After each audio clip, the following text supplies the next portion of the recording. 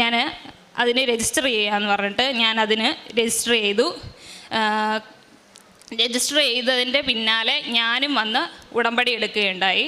ഉടമ്പടി എടുത്ത് June 11 exam. All India ലെവലിൽ നടക്കുന്ന എക്സാമാണ്.